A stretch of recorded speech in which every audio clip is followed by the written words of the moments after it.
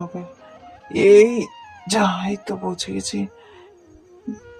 ও doctor aunty, doctor aunty, তাড়াতাড়ি চলো, মায়ের ভীষণ পেটে ব্যথা উঠেছে, তাড়াতাড়ি চলো। আমি অনেক কষ্ট করে দৌড়ে দৌড়ে এসেছি, তুমি একটু তাড়াতাড়ি চলো না। হ্যাঁ বাবু, চলো। কি হয়েছে, এত এমার্জেন্সি? একটু সাবধানে যেও বাবু, নাহলে হাঁসগুলো খুব দুষ্টু, সবারই নৌকা আটকে দেয়।